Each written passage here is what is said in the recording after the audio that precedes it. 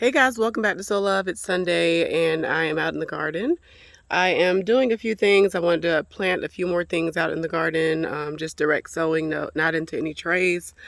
Um, and I wanted to show you a amendment that I'm using, um, just, to kind of switch it up and see if it works well for the...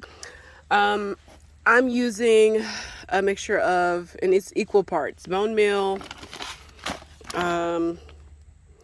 langbeinite, I'm not sure, or langbeinite, and blood meal. So of course I've used blood meal and bone meal before. I am trying this just to see if I can get a higher concentration of the three numbers. And so you can see this has a 22 of the potassium, and then bone meal has a 12%, let's see, well, phosphate or phosphorus, and actually 12% calcium. And it has a little bit of nitrogen, it's 4%. And then the blood meal is 12.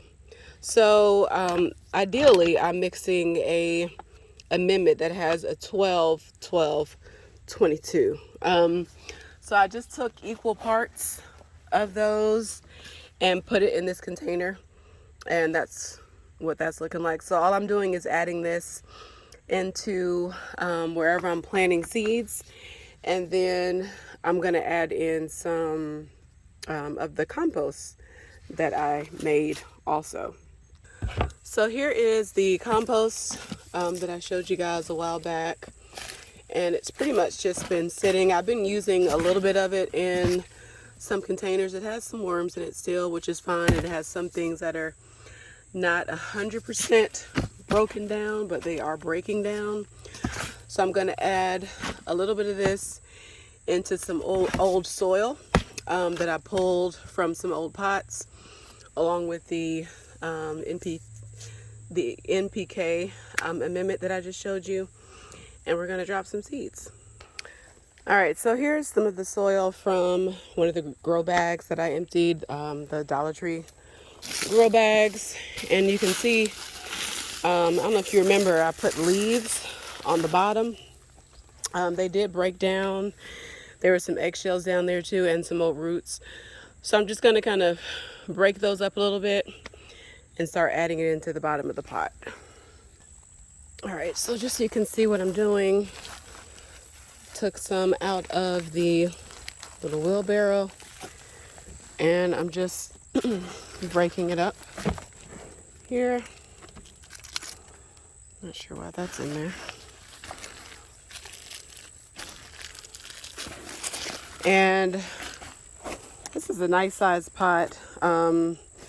Actually was being given away, and I was able to scoop it up.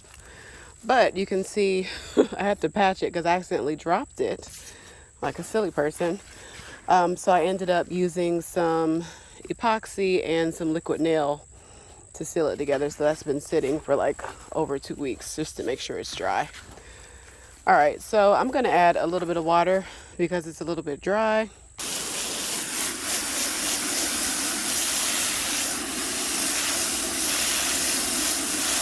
All right, now I'm going to start adding in some of the compost.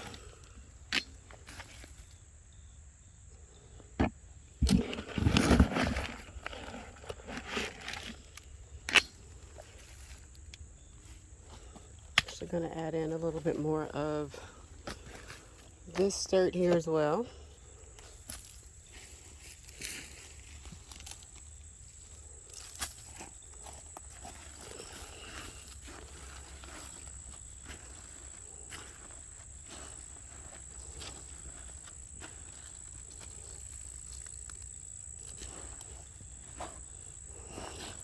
I want to mix some of this compost, bring that up into this soil.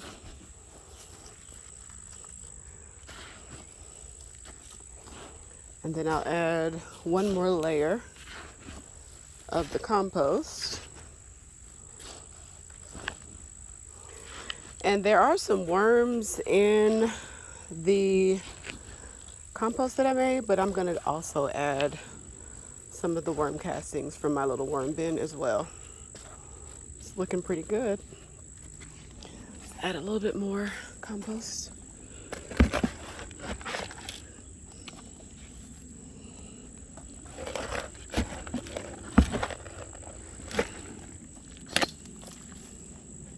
All right.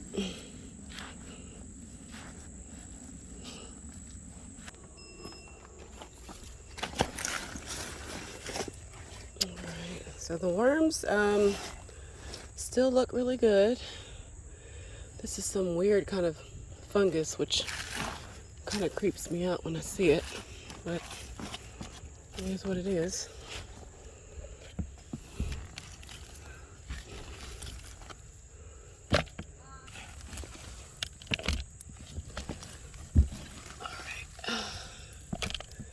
So we're pulling some worms too, but I'm okay with that.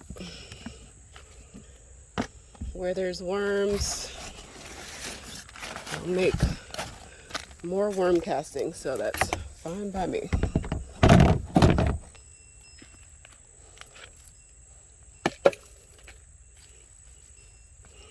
So that can go right on top.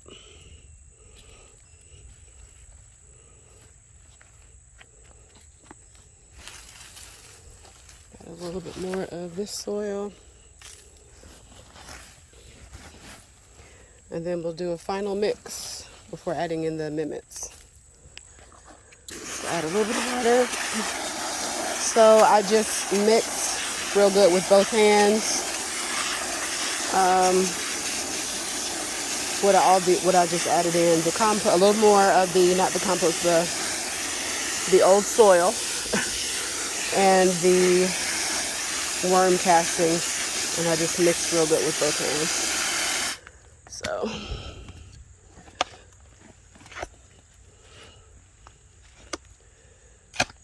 coming in with the shovel, just mixing a little bit more.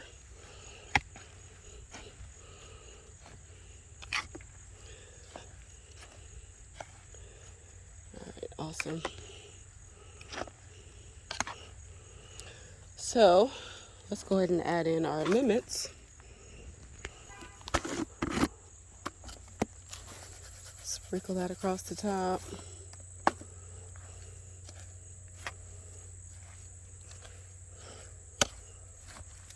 Again, that was that mixture of the blood meal, the bone meal, and the rock minerals. Lagbonite, I believe, is the name. Or langbonite. Probably saying that wrong. All right, so again, that mix had about a 12, 12, 22. All right, so this is ready for some seeds. All right, so I'm going to plant some Chinese red meat radish. I'll do some perpetual spinach, also known as Swiss chard, this scarlet kale, and I'll do some black nebula carrots. I'm going to take a second and write my labels and put my date on. All right, so I'm going to plant the radish first. I think I'll do those right up here in the front. Radish is a pretty quick growing crop. I'm trying to do this one-handed, y'all.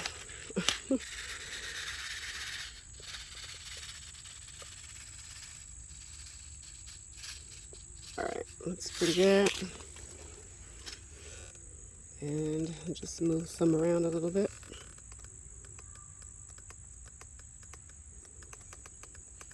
Never tried growing the Chinese red meat radish. I heard they are pretty good. So I'm curious to see, you know, what we think.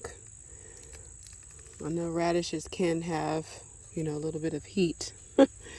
I think the most mild ones I've grown have been the French breakfast, but I just wanted to give these a try. Just marking off where I'm stopping. here and go ahead and put my label. All right, so I think in the middle, I'll put the carrots. Just mark off where I want those to go. Yeah. So carrots are tricky in terms of getting them to germinate. My most successful way to do carrots has been to cover them with some type of board. So that's what I plan on doing here. You can also use like a paper bag, or excuse me, a plastic bag, and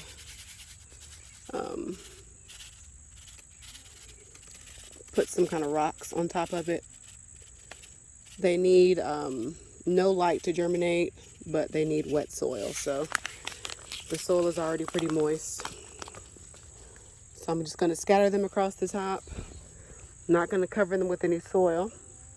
And I'll come back to the carrots, show you the second part of that. But those are good to go. All right, so carrots, we'll just put a label there. And then the chard, I think I'll do on this side. And then the kale, we'll do on this side. And we'll just split it in the middle. All right, so let's find our kale seeds.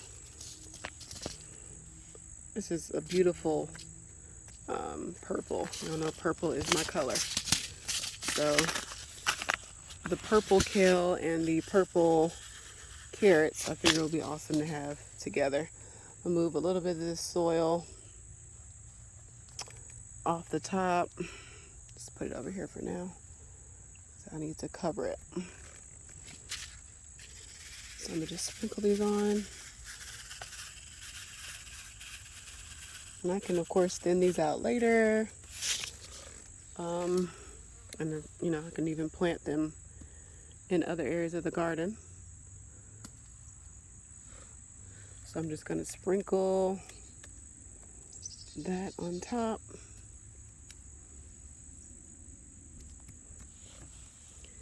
All right, we have that label. Don't forget my marker there. Press it down a little bit.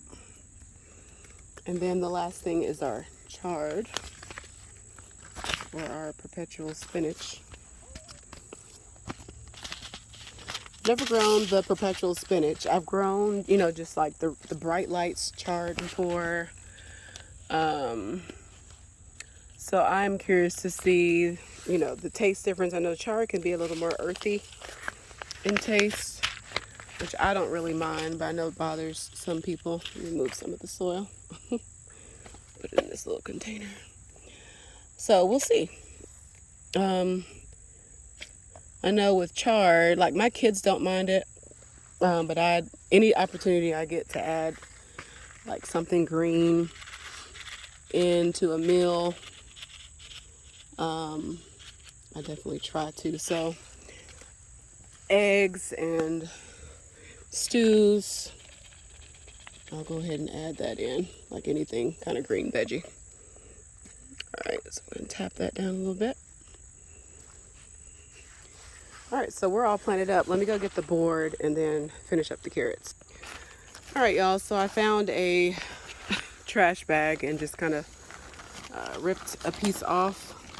But ideally, what I should have done, and I wasn't thinking, was if I had a piece of wood, put that down first, made a mark around it, put my seeds inside that space.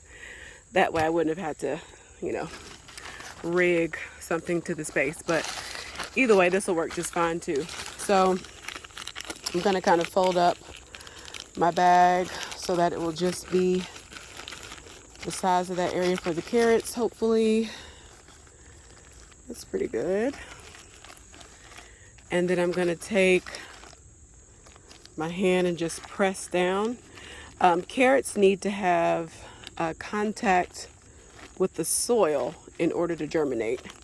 So I've found this works the best in terms of getting the most bang for my buck.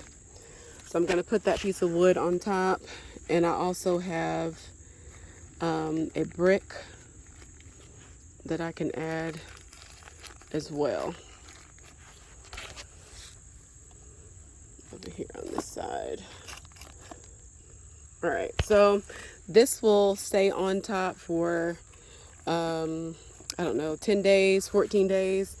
Once you take a peek, I'll take a peek next week actually, and you're looking for the carrot tops to start forming. Once the carrot tops stop forming on all of your carrots, then you can remove the board and allow them to grow. But if you have trouble getting carrots to germinate, which is not uncommon, try this method and check back in. Let me know how it worked for you.